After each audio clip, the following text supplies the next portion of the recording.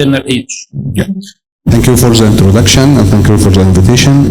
We would like to discuss from the laboratory perspective whether we can do some steps to optimize lab performance and whether these steps supported by studies.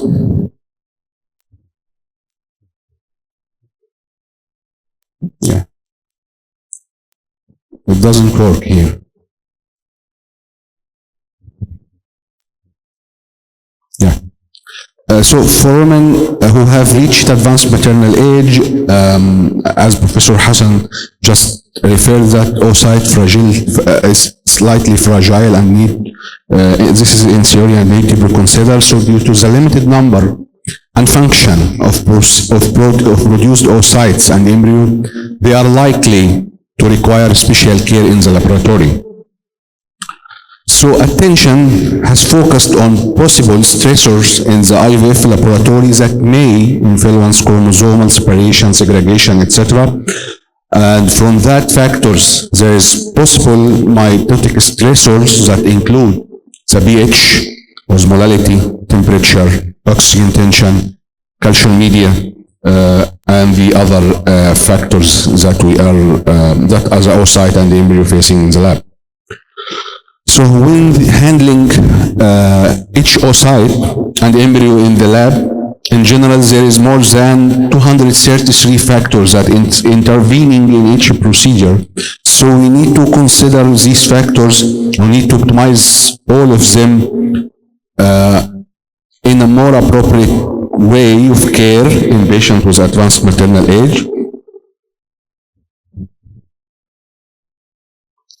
So from the first point that we need to consider is to have a proper culture condition. That proper culture condition, the first step in that condition is the laboratory structure that need to be,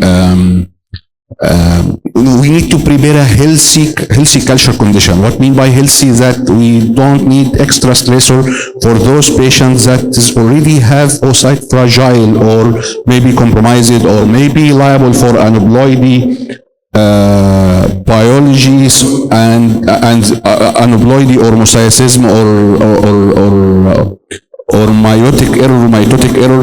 There is meiotic error, which is biology, but also there is mitotic error that we can introduce in the lab. So we need to optimize our laboratory for this group of patients. So when we consider building a lab for in general, and we will go to deal with this kind of patient that has advanced maternal age, we need to make sure that our laboratory is well prepared. There is consensus published related to how to prepare your laboratory in a healthier condition. It's published 2018 that established around 15 points that take into consideration all points that we need to consider when preparing that laboratory. And also the microculture that we need to take we build the healthier laboratory, but also the microculture, including the pH, the cold chain, the media, the incubation, the management, the time, everything. There is another consensus that published that handling all of these points to optimize the culture condition in general and especially for the for patients with advanced maternal age, and that consensus published 2018 has a title that is referring to its content. There is only one thing that is truly important in IVF laboratory, everything. So we need to consider everything in the lab, and that consensus also established more than 15 consensus points or statements that we need to consider in our daily practice. By the way, that document that comes from Cairo is used as the standard document in New Zealand and Australia for giving the accreditation for the IVF laboratory in that countries. The auditors take that paper and revise if whether the lab is taking into account all of these 50 points or not before giving that accreditation. So also another part of the story is the andrology part that we need to take into consideration when preparing sperm selection methodology, not to introduce harm, etc. There is points that has been established to look into how the embryology laboratory is complementing that part for those special patient of advanced maternal age to give him that optimal care, and this is established also in consensus statements. There is a question here that will be discussed later today, that whether XC is overused for advanced maternal age subgroup or not. This needs to be answered, and perhaps you will stay with us to the last session, and we will try to answer this question.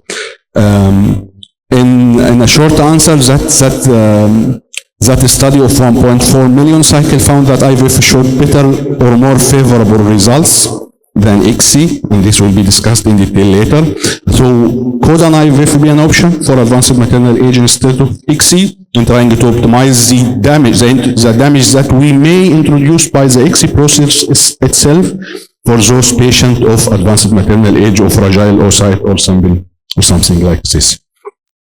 The artificial oocyte activation as a process that can help to give some improvement in fertilization and the clinical outcome. Showed promise, there is an RCT showed promise for patients with low or no fertilization.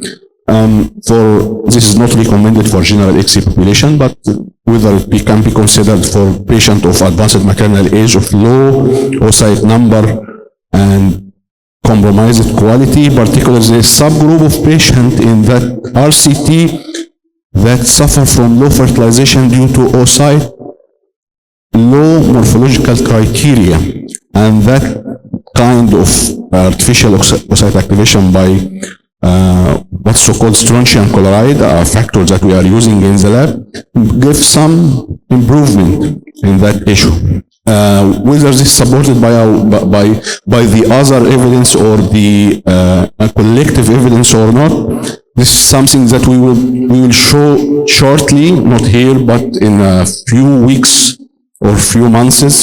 We did a collective data analysis about that issue.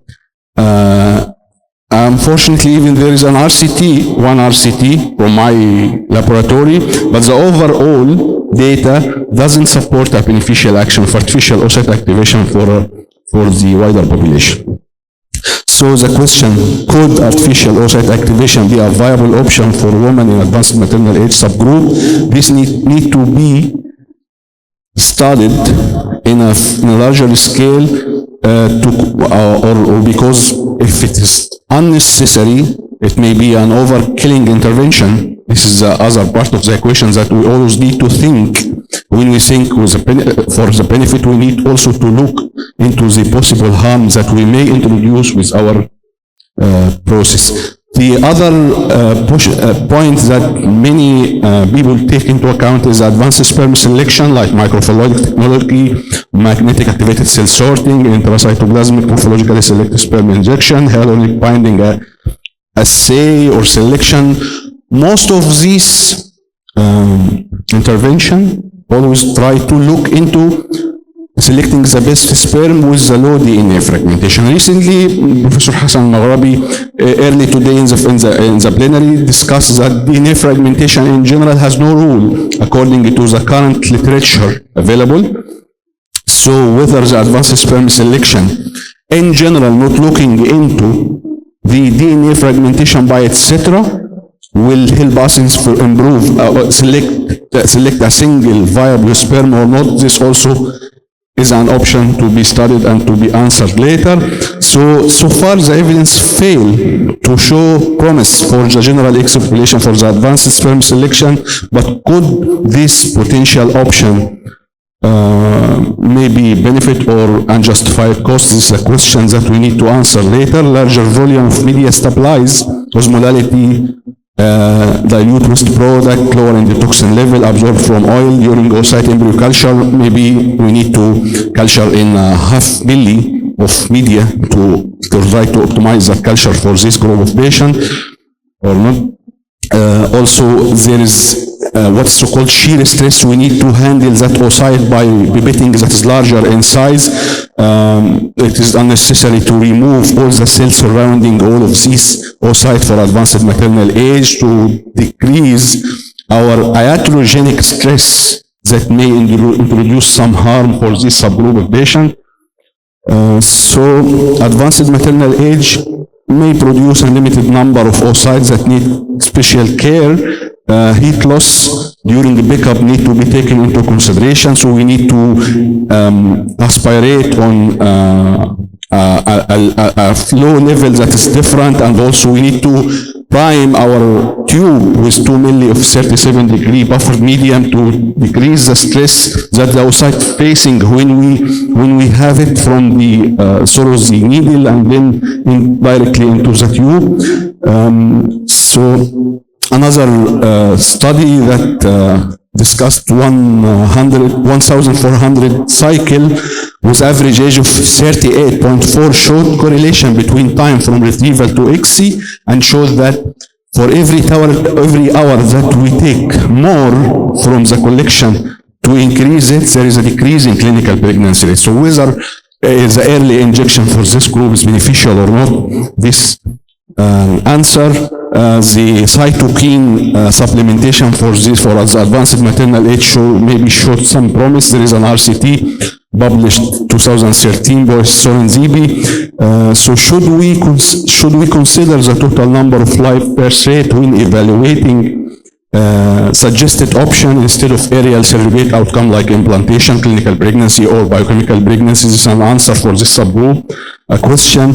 So in general, we need to consider what is so-called the precision medicine, which has an initiative. There is no one size fit all that we need to consider for those papers of advanced maternal age. So my last question, do we require individualized care for women with advanced maternal age in the IVF laboratory? And thank you.